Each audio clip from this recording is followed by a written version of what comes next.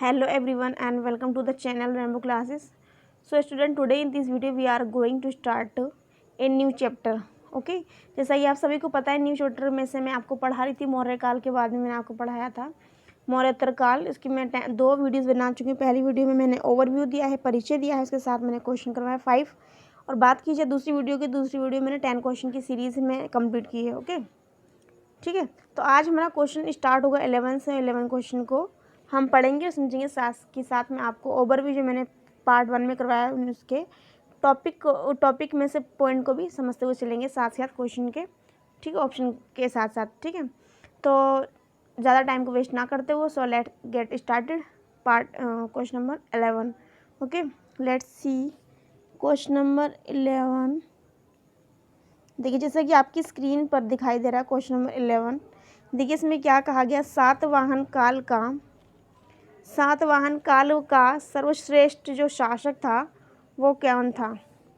अगर आपको ध्यान हो, मैंने पढ़ाया तो थोड़ा थोड़ा। चलिए पहले आपको बताऊंगी मैं, पहले आप क्या करेंगे, इसके ऑप्शन को समझेंगे, दोबारा देखेंगे एक बार।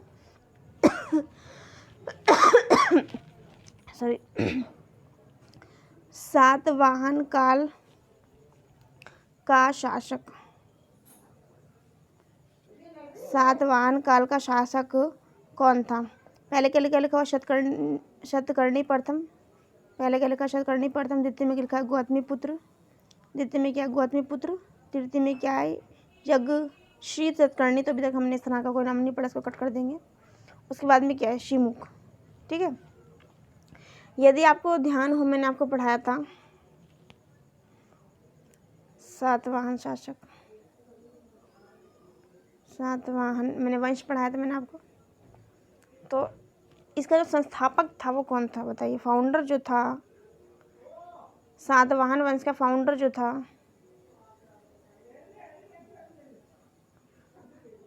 फाउंडर यानी कि संस्थापक, संस्थापक जो स्टूडेंट कौन था स्टूडेंट। संस्थापक की बात की जाए तो संस्थापक कौन था बताइए, संस्थापक कौन था। शिमुख। कौन था स्टूडेंट, शिमुख जो था फाउंडर था किसका, सातवाहन वंश का। जिस तरीके से मैंने आपको पढ़ाया था नंद वंश का शासक भी मैंने आपको पढ़ाया था, नंद वंश। एक बार उसको भी देख लेंगे, माइंड में को रिकॉल हो जाएगा। नंद वंश का जो शासक, नंद वंश का संस्थापक जो था वो कौन था, महापद्मानंद।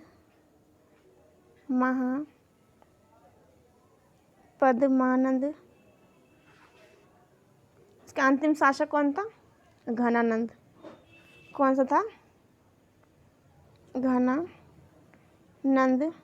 और घनानंद को ही बीट करके चंद्रगुप्त मौर्य ने अपने प्रधानमंत्री चाणक्य की सहायता से, पहले तो वो प्रधानमंत्री नहीं थे, चाणक्य थे, चाणक्य की सहायता से जो है क्या किया था, उन्होंने बीट किया था किसको, घनानंद को, मगध से। और उन्होंने क्या किया कि चंद्रगुप्त मौर्य ने मगध का जो है वो खुद बने थे, अपना साम्राज्य स्थापित किया। ठीक है, तो ये चीज़ हो गई, एक बार दोबारा समझ लेंगे। मैंने बताया सातवाहन वंश का जो संस्थापक था वो कौन था, शिमुख। सातवाहन वंश का फाउंडर जो था, जो संस्थापक था वो क्या था, शिमुख। बात की जाए यदि नंद वंश की, तो नंद वंश का जो संस्थापक था वो कौन था, महापद्मानंद। कौन था स्टूडेंट, महापद्मानंद था। और इसके अंतिम शासक की बात की जाए तो कौन था, घनानंद इसका अंतिम शासक था। ठीक है स्टूडेंट, नंद वंश का। इसमें क्या पूछा गया है कि हमारा, देखिए क्वेश्चन तो आ गया शिमुख यानी कि डी हैगा। इसमें क्वेश्चन हमने ये समझ लिया कि सातवाहन वंश का फाउंडर यानी संस्थापक कौन, तो हमने समझा शिमुख। तो यहाँ पे शिमुख के बारे में नहीं, यहाँ पर पूछा गया है सातवाहन काल का सर्वश्रेष्ठ शासक कौन था। क्वेश्चन नंबर 11 की बात की जाए, आप इसका स्क्रीनशॉट लीजिए, भी दिखाती हूँ मैं आपको, स्क्रीनशॉट लीजिए। अब देखिए क्वेश्चन नंबर का, देखिए क्वेश्चन में क्या बात कही गई, क्वेश्चन को पूछा क्या गया, इसका मीन्स क्या है।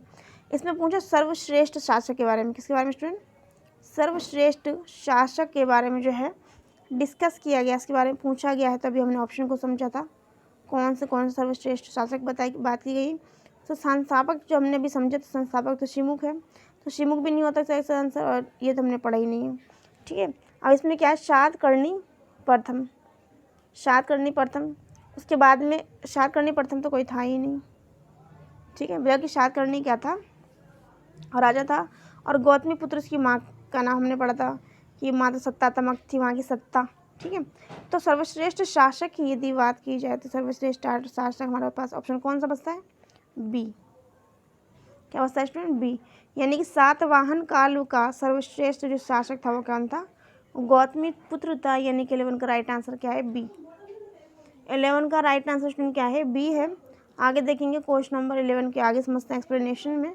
क्वेश्चन नंबर 11 की एक्सप्लेनेशन में देखते हैं एक बार। क्वेश्चन नंबर 11 में क्या कहा गया है देखिए एक बार। क्वेश्चन नंबर 11 में देख लिए एक बार। गौतमी क्या लिखा स्टूडेंट? गौतमी शतकर्णी सातवाहन वंश का एक सर्वश्रेष्ठ क्या था? शासक था। इसकी माता जो थी उनका नाम था गौतमी वल्लभी, जो नासिक प्रशस्ति और पुलुमावी के नासिक गुहा लेख से इनकी सैनिक सफलताओं के बारे में सूचना मिलती है। ठीक है। नासिक प्रशस्ति से पता चलता है कि गौतमी पुत्र शतकर्णी के वाहनों ने तीनों समुद्रों, ये तीन समुद्रों, इससे जो तात्पर्य वो कौन कौन सा है कि बंगाल की खाड़ी, अरब सागर और हिंद महासागर। बंगाल की खाड़ी, अरब सागर और हिंद महासागर का जल पिया। ठीक है, तीनों समुद्रों का। आगे क्या लिखा है? गौतमी पुत्र सातकर्णी ने नासिक, जो कि कहाँ महाराष्ट्र में है, नासिक जिले में बेड़ा कटक नामक एक नगर का जो है क्या करवाया? निर्माण करवाया। बृहद कथा से पता चलता है कि हाल ही एक रानी, जो कौन थी? मलयवती, संस्कृत भाषा की क्या थी? विदुषी थी। संस्कृत भाषा क्या थी स्टूडेंट? विदुषी थी, ज्ञाता थी। ठीक है, बहुत इंपॉर्टेंट है, दोबारा से देखेंगे एक बार और। गौतमी शतकर्णी सातवाहन वंश का सर्वश्रेष्ठ शासक था। इसकी माता जो थी उनका नाम था गौतमी बलशी। नासिक, जो कि मैंने आपको बताया महाराष्ट्र में है, नासिक क्या एक जिला है। नासिक प्रशस्ति तथा पुलवामी के नासिक गुहा लेख में इनकी सफलताओं के विषय में जो है सूचना मिलती है। नासिक प्रशस्ति से पता चलता है कि गौतमी पुत्र शतकर्णी के वाहन जो है तीनों समुद्रों में चले। तीनों समुद्र कौन कौन से? एक तो बंगाल की खाड़ी, ठीक है, उसके बाद में अरब सागर, उसके बाद में क्या है? हिंद महासागर। यानी कि भारत की चारों दिशाओं में, तीनों दिशाओं की साइड में, ईस्ट वेस्ट और साउथ की बात की जाए, गौतमी शतकर्णी ने नासिक जिले में बेड़ा कंटक नामक एक नगर का निर्माण करवाया था।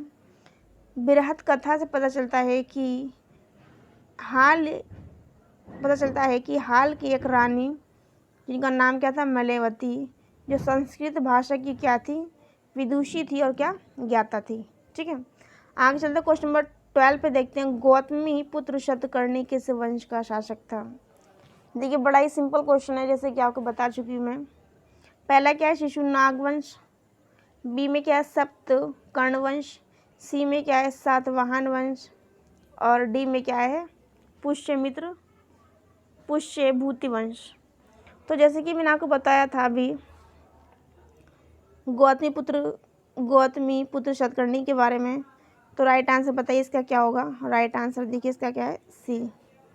मैंने आपको बताया था कि सातवाहन वंश का संस्थापक जो था वो था शिमुक। कौन था? शिमुक था संस्थापक। इसमें पूछा हुआ नाम देकर के गौतमी पुत्र सातकर्णी जो था किस वंश का शासक था? हमने इसको पढ़ा था, सातवाहन पढ़ा था, शिमुक के बारे में सातवाहन पढ़ा था। इसके साथ बताया था मैंने गौतमी पुत्र सातकर्णी क्या था। देखिए एक बार, गौतमी पुत्र सातकर्णी जो था किस वंश का था? बताइए तो किस वंश का था?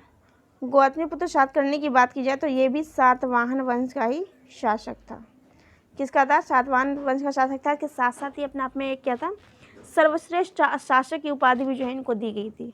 ठीक है, तो राइट आंसर हमारा 12 हो गया। आगे चलते क्वेश्चन नंबर 13 को आप चाहे स्क्रीनशॉट ले लीजिए, चाहे आप नोट डाउन कर लीजिए, या फिर आप मल्टीपल टाइम देखेंगे तो आपको तब भी लर्न हो जाएगा। ओके, आगे चलते क्वेश्चन नंबर 13 को समझेंगे। 13 में देखिए क्या कहा गया है। क्वेश्चन नंबर 13 देखिए एक बार 13 में कि निम्नलिखित में से कौन सा सातवाहन शासक को, देखिए निम्नलिखित में से कौन सा सातवाहन शासक शको, यवनों और पहलवों के संहारकर्ता के रूप में जाना जाता है? कौन सा सातवाहन शासक है जो शकों, यवनों और पहलवों के संहारकर्ता के रूप में जाना जाता है? तो पहला ऑप्शन क्या लिखा, हाल। बी में क्या लिखा, सीमुख। सी में लिखा सातकर्णी फर्स्ट, प्रथम। और डी में क्या लिखा हुआ, गौतमीपुत्र शतकर्णी। गौतमीपुत्र सातकर्णी क्या लिखा हुआ है।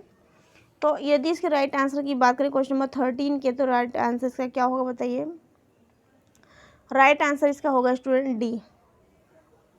गौतमीपुत्र सातकर्णी ने जो है सातवाहन शासक में शकों, यवनों और पहलवों के जो है क्या किया था, उनका संहारकर्ता के रूप में इसको जाना जाता है। आगे देखेंगे एक्सप्लेनेशन को, एक बार देख लीजिए।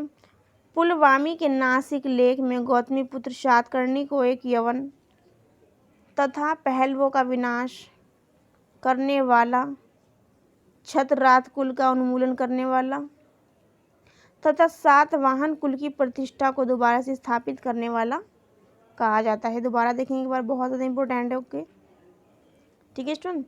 पहले क्या लिखा, पुलवामी के नासिक लेखों में गौतमी शतकर्णी को शक, यवन और पहलवों का जो है विनाश करने वाला माना जाता है। इसके साथ साथ छेरात कुल जो था, जो उसका जो है उन्मूलन करने वाला और सातवाहन वंश की जो है, सातवाहन कुल जो है इसकी प्रतिष्ठा को दोबारा से स्थापित करने वाला जो शासक था, वो उसका नाम क्या था स्टूडेंट, गौतमीपुत्र शतकर्णी। क्या था, गौतमीपुत्र शतकर्णी था। और सातवाहन वंश का ये एक तो हमने पढ़ा था, गौतमीपुत्र के बारे में देख लीजिएगा। गौतमीपुत्र सातकर्णी,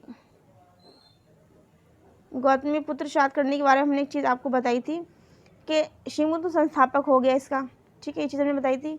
और जो है हमने बताया सर्वश्रेष्ठ, क्या बताया था हमने, देखिए एक बार, मैंने बताया था आपको सर्वश्रेष्ठ जो शासक है वो कौन है, यही गौतमी शतकर्णी है। इसके साथ साथ हमने बताया था कि किस वंश के थे, तो ये सातवाहन वंश के थे, सातवाहन वंश के थे। इसके साथ साथ इन्होंने क्या, ये जो थे कैसे थे, एक प्रमुख शासक थे, प्रमुख शासक भी कहा जाता है इनको, प्रमुख शासक भी कहा जाता है, ठीक है। बाकी ये जो थे मात्र सतातम, इनके जैसे कि आपको लिखा हुआ है गौतमी क्या थी, इनकी माँ का नाम था गौतमी के मतलब पुत्र थे, ये गौतमी पुत्र मतलब गौतमी के पुत्र थे। इनका जो कंप्लीट नाम था वो क्या था, गौतमीपुत्र सातकर्णी। असली नाम जो था इनका सतकर्णी था, लेकिन हर जगह आपको स्ट्रीम में गौतमीपुत्र सातकर्णी के नाम से इनका नाम आपको मिलेगा। ओके, आगे चलते हैं क्वेश्चन नंबर 13 में। आप चाहते हैं स्क्रीनशॉट ले सकते हैं। चलिए 13 पे देखते हैं, एक बार एक्सप्लेनेशन कर देती हूँ दोबारा से। मैंने बताया कि तो ये सर्वश्रेष्ठ शासक थे, इसके साथ साथ ये सातवाहन संबंधित थे और ये क्या थे, प्रमुख शासक थे। इसके साथ अभी हमने पढ़ा था कि इन्होंने जो है सातवाहन वंश को जो प्रतिष्ठा थी इसको दोबारा से स्थापित किया था, है ना। और इन्होंने इसके साथ साथ शक, यवन और पहलवों जो है उनका क्या करा था, इन्होंने विनाश करा था और छेरात कुल का जो है उन्मूलन करा था और सातवाहन कुल की जो प्रतिष्ठा थी उसको दोबारा से इन्होंने क्या करा, संपादित किया था। ओके, आगे देखिए एक बार और एक्सप्लेनेशन में देखिए इसमें और क्या लिखा हुआ है। एक्सप्लेनेशन में देखिए एक बार क्या लिखा हुआ, गौतमीपुत्र यज्ञश्री ने नासिक में एक विहार बनवाए। कन्हेरी से पता चलता है, कन्हेरी लेख से पता चलता है कि गौतमीपुत्र के पुत्र जिनका नाम था पुलुमावी के विवाह पुलुमावी का विवाह जो है रुद्रदामन की कन्या से हुआ था। कैसे हुआ था, रुद्रदामन की कन्या से हुआ था। दोबारा देखेंगे एक बार, गौतमीपुत्र तथा यज्ञश्री ने नासिक में एक क्या कराया थे, विहार बनवाए थे। कन्हेरी के लेख से पता चलता है कि गौतमीपुत्र के पुत्र पुलुमावी का जो विवाह हुआ था रुद्रदामन की कन्या से हुआ था। ठीक है, इन्होंने हमने समझा था जो सातवाहन वंश की जो प्रतिष्ठा को पूर्ण ने स्थापित किया था और इन्होंने शक, यवन और पहलवों का जो है विनाश किया था। उनका सहारा करता माना जाता है इनको। इसके साथ साथ इन्होंने 6 रात कुल जो है उसका उन्मूलन किया था। ठीक है, आगे देखिए क्वेश्चन नंबर 14 को समझेंगे। 14 में क्या है, पूछा गया है, लिखा हुआ है गाथा सप्तशती। क्या लिखा स्टूडेंट, गाथा सप्तशती नामक प्राकृत साहित्य का लेखक राजा था। पहला क्या लिखा, गौतमीपुत्र सातकर्णी। बी में लिखा सातकर्णी प्रथम, और सी में लिखा हाल, और डी में क्या लिखा, यक्षश्री सातकर्णी। बात करें क्वेश्चन नंबर 14 की, तो राइट आंसर बताइए इसका क्या होगा।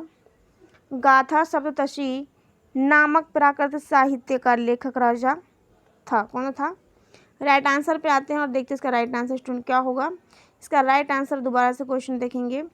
गाथा सप्तशती नामक प्राकृत साहित्य का लेखक कौन सा है? हाल। कौन है स्टूडेंट? हाल है। एक बार समझ लेंगे एक्सप्लेनेशन को भी।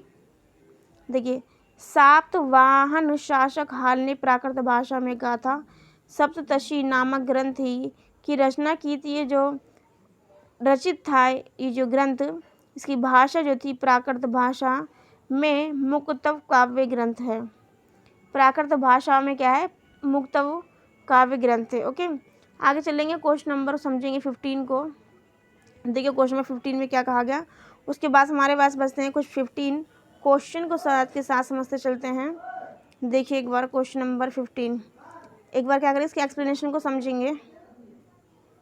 देखिए एक बार, देखिए एक बार एक्सप्लेनेशन को मैं क्या करूँ, थोड़ा सा जूम कर लेती हूँ। ठीक है, चलिए क्या लिखा हुआ है, गुणाढ्य ने बृहत कथा नामक ग्रंथ की रचना की थी। गुणाढ्य जो थे, इन्होंने बृहत कथा नाम की ग्रंथ की रचना की थी। संस्कृत व्याकरण के जो लेखक थे, उनको शर्ववर्मन ने कात्र तंत्र की रचना की। सातकर्णी प्रथम ने 2 अश्वमेध यज्ञ करवाए थे। सातकर्णी प्रथम ने 2 अश्वमेध तथा 1 राजसूय यज्ञ का अनुष्ठान करवाया था। इससे पहले हमने क्या पढ़ा था, दो जो अश्वमेध यज्ञ हुए थे, ये वो थे अश्वमेध, ये है अश्वमेध। ओके, वो क्या थे, अश्वमेध।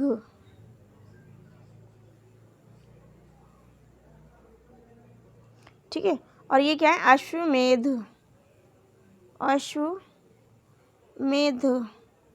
ठीक है, ये है मेघ और ये है मेध।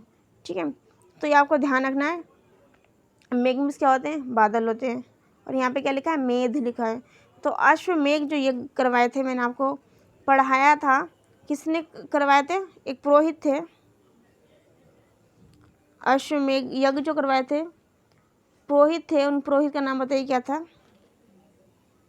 अश्वमेध यज्ञ जो करवाए थे पुरोहित ने करवाया था। देखिए मुझे माइंड में नाम नहीं आ रहा इस टाइम। ठीक है, तो मैं आपको आगे बताऊंगी इस बारे में, अश्वमेध किसने करवाए थे। ठीक है, आगे देखिए एक बार, पतंजलि, हाँ पतंजलि ने, किसने, पतंजलि ने 2 अश्वमेध यज्ञ करवाए थे। ये क्या थे, पुरोहित थे। क्या थे स्टूडेंट, पुरोहित थे।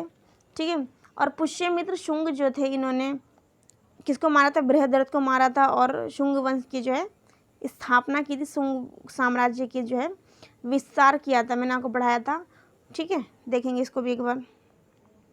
तो यहाँ पे क्या लिखा है, सातकर्णी प्रथम ने 2 अश्वमेध और 1 राजसूय यज्ञ का अनुष्ठान किया था। एक बार दोबारा से देख लेंगे एक्सप्लेनेशन को, बड़ी ही इम्पोर्टेंट है। देखिए, गुणाढ्य ने व्रत कथा नामक ग्रंथ की रचना की। संस्कृत व्याकरण के लेखक शर्ववर्मन ने कांतंत्र की रचना की। सातकर्णी प्रथम ने 2 अश्वमेध और 1 राजसूय यज्ञ करवाया था। ये इंपॉर्टेंट है, ये वाली लाइन ज़रूर आती है, तो आप इसको वेरी वेरी इंपॉर्टेंट कर लीजिए लास्ट लाइन को। ठीक है, आगे देखिए क्या लिखा हुआ है, गिरनार। क्या लिखा है, गिरनार शिलालेख जो है संबंधित है किससे, रुद्रसेन द्वितीय से, रुद्रामन से, या फिर रुद्रसेन प्रथम से, या फिर डी में क्या लिखा हुआ, खारवेल से। तो बात करें क्वेश्चन 15 की, तो राइट आंसर बताइए इसका क्या होगा क्वेश्चन 15 का। क्वेश्चन 15 का राइट आंसर क्या है, रुद्रामन। रुद्रामन संबंधित कौन है, गिरनार शिलालेख है। एक्सप्लेनेशन को समझेंगे, क्वेश्चन 15 का राइट आंसर क्या है, बी है।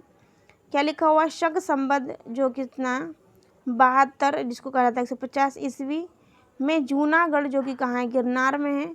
रुद्रदामन का एक अभिलेख यहाँ से मिलता है, यह प्रशस्ति के रूप में है। इसमें उसकी विजयों और उसकी व्यक्तित्व का जो है विवरण जो है मिलता है। दोबारा देखेंगे एक बार और। इसके बारे में बात हो रही है यहाँ पर रुद्रदामन की। रुद्रदामन शक संबंध 72 150 ईस्वी जिसे कहा जाता है। जूनागढ़ स्टूडेंट कहाँ पे है? गिरनार में है। मैंने आपको बताया था जूनागढ़ में अशोक के टाइम को जो मैंने बताया 14 शिलालेखों में से एक गिरनार जूनागढ़ बताया था। ठीक है, इसके साथ मैंने आपको बताया था जूनागढ़ जो गिरनार कठियावाड़ में बताया था मैंने आपको। ठीक है, इसके बाद में क्या रुद्रदामन का एक अभिलेख प्राप्त हुआ है। ये प्रशस्ति के रूप में इसमें क्या बताया गया है? प्रशस्ति के बारे में बताया गया। इसमें उनकी विजयों और उसकी व्यक्तित्व के बारे में जो है विवरण मिलता है। क्या मिलता है? व्यक्तित्व के बारे में क्या मिलता है? विवरण मिलता है। कीर्ति और व्यक्तित्व के बारे में विवरण मिलता है। आगे इम्पोर्टेंट फैक्ट को समझते हैं इस क्वेश्चन नंबर 15 के एक्सप्लेन जो इम्पोर्टेंट फैक्ट हैं उनको समझते हैं। देखिए एक बार क्वेश्चन नंबर 15 के फैक्ट को समझते हैं। इम्पोर्टेंट फैक्ट, पाणिनि क्या लिखा है स्टूडेंट?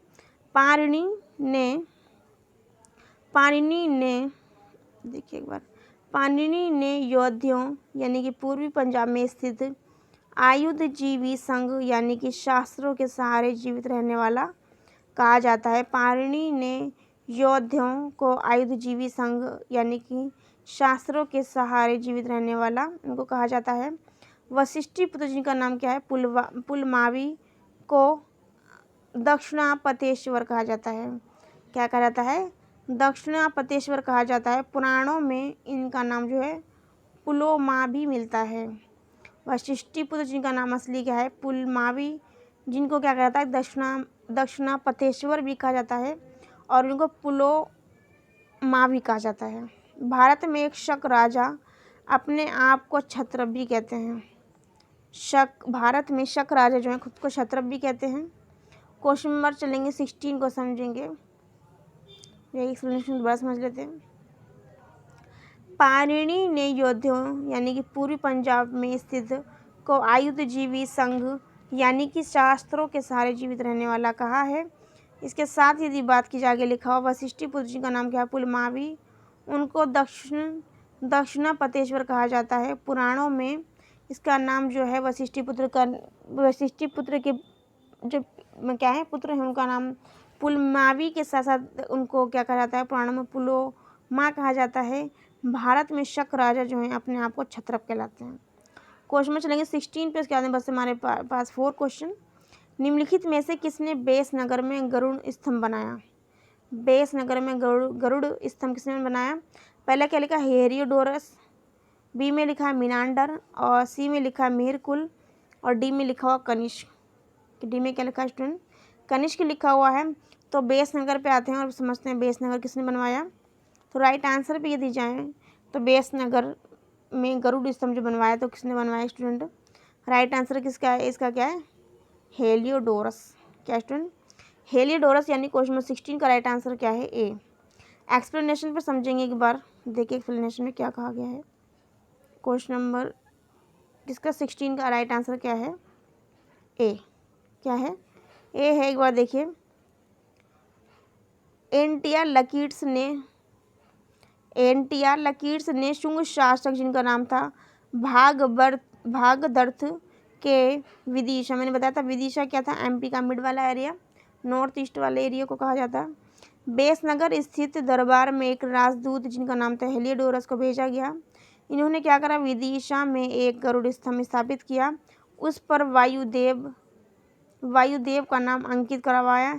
इससे पता चलता है कि हेलियोडोरस ने स्वयं भागवत धर्म अपना लिया था और बेसनगर में गरुड़ स्तंभ जो है बनवाया था। ओके, आगे इसके फैक्ट को समझते हैं, दोबारा से समझ लेंगे उसको। देखिए क्या कहा गया है। एनटीआर लकीट्स ने शुंग शासक भागभरद के विदिशा बताया। मैंने आपको विदिशा कहाँ था? एमपी में था स्टूडेंट, मैंने आपको बताया था, और एमपी के नॉर्थ ईस्ट एरिया में था। ठीक है। बेसनगर स्थित दरबार में एक राजदूत जिनका नाम था हेलियोडोरस को भेजा गया, जिसने विदिशा में एक गरुड़ स्तंभ स्थापित किया, उस पर वायुदेव का नाम अंकित करवाया। इससे पता चलता है कि हेलियोडोरस ने स्वयं भागवत धर्म जो है एक्सेप्ट कर लिया था और बेसनगर में गरुड़ स्तंभ क्या करा था? बनवाया था। यूकेट्राइड्स वंश के सबसे प्रतापी जो राजा थे उनका नाम क्या था? एंटियालकिड्स था यूक्रेटाइड्स वंश के प्रतापी राजा। ठीक है, आगे क्या लिखा हुआ, डेमेट्रियस वंश का सबसे प्रतापी राजा था कौन था, मिनांडर। जो मैंने आपको पढ़ाया था, मिनांडर को किसने हराया था, मैंने आपको पढ़ाया था पुष्यमित्र शुंग ने मिनांडर को हराया था, ये इनकी सबसे बड़ी जीत थी। ठीक है, आगे क्या लिखा हुआ, हिंद यवन संपर्क के कारण कला की एक नवीन शैली उभरी जिसको कहा गया होलिनिस्टिक। होलिनिस्टिक किसे कहते हैं, इस तरह के क्वेश्चन पूछे जाता है, आगे भी दिए हुए हैं। होलिनिस्टिक शैली का विकास कैसे हुआ, तो हिंद यवन के संपर्क से एक नवीन शैली का जन्म हुआ जिसका नाम कहा गया होलिनिस्टिक। दोबारा देख लेंगे एंड इम्पोर्टेंट फैक्ट को, यूक्रेटाइड्स वंश का सबसे प्रतापी जो शासक था उसका नाम क्या था, एंटियालकिड्स था। डेमेट्रियस की बात की जाए, डेमेट्रियस की बात की जाए वंश की, तो इसका सबसे प्रतापी जो राजा था वो कौन था, मिनांडर था। और मिनांडर को ही पुष्यमित्र शुंग ने अपने 185 BC में जो है इसको क्या किया था, पराजित किया था। ओके, आगे समझेंगे क्वेश्चन नंबर किसको, 17 को। और देखिए 17 में क्या कहा गया है, क्वेश्चन नंबर 17। क्वेश्चन नंबर 17 के बाद हमारे पास बचते हैं सिर्फ 3 क्वेश्चन। 17 में देखिए क्या कहा गया, निम्न में से कौन सा अभिलेख भागवत धर्म के इतिहास के लिए महत्वपूर्ण है।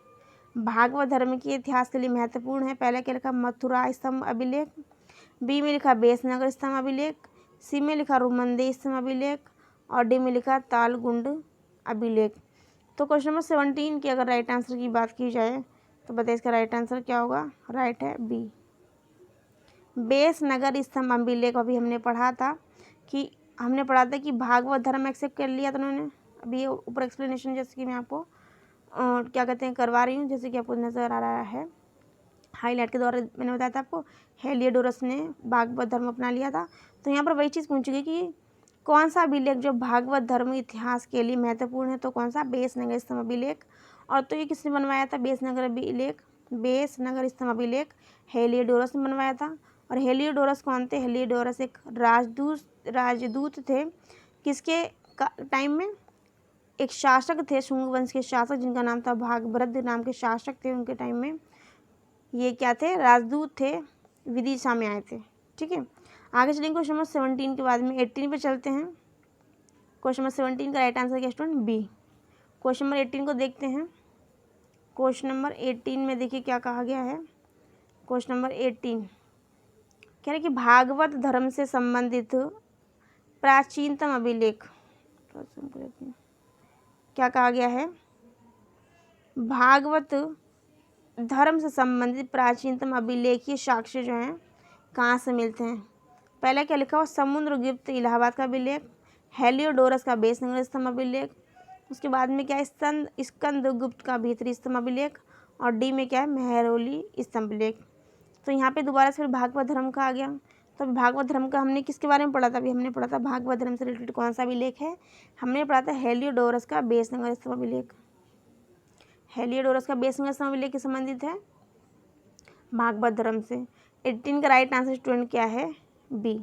आगे चलते हैं क्वेश्चन नंबर 19 पर। आज के बाद में हमारा बचता है लास्ट क्वेश्चन, शंख लिपि के लेख निम्नलिखित स्थल के स्तूप अवशेष से प्राप्त हुए हैं। शंख लिपि के लेख निम्नलिखित स्थल के स्तूप अभिलेख से अवशेष से प्राप्त हुए। पहले क्या लिखा, भरूच, बी में लिखा देउर कुठार, सी में लिखा अमरावती, और डी में क्या लिखा है, सारनाथ। बात करें क्वेश्चन नंबर 19 की, तो राइट आंसर का क्या होगा बताइए। क्वेश्चन नंबर 19 का राइट आंसर है ए, यानी कि बरहूत। एक्सप्लेनेशन पर समझते हैं एक बार, देखिए एक्सप्लेनेशन में क्या कहा गया है। क्वेश्चन नंबर 19 देखिए एक बार, 19 में देखिए क्या लिखा हो गया। क्वेश्चन नंबर 19, बरहूत स्तूप जो मध्य प्रदेश में जो है सतना नामक स्थान पर स्थित है, इस महत्वपूर्ण स्थल की खोज सर्वप्रथम सर अलेक्जेंडर कनिंघम ने की थी। सन 1873 में की थी यह स्तूप शुंगकालीन, और अब इसमें केवल अवशेष ही विद्वान हैं। बरहूत स्तूप जो भारतीय कला का उत्कृष्ट उदाहरण माना जाता है, जिसमें लोक जीवन, विश्वास, सांस्कृतिक परंपराओं का सर्वाधिक शिल्पांकन किया गया है। बरहूत के तोरण द्वाराओं, वेदिका स्तंभ तथा सूचियों पर विविध मनोरंजक चित्र मिलते हैं। भरहूत स्तूप से शंख लिपि के भी लेख प्राप्त होते हैं। दोबारा देख लेंगे एक बार क्वेश्चन को, देखिए क्या कहा गया, दोबारा देखेंगे एक बार।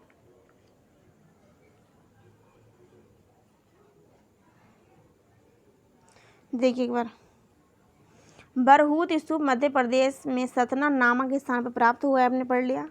और ये महत्वपूर्ण है, इसकी खोज जो अलेक्जेंडर कर्निक हमने की थी, हमने बताया आपको 1873 में।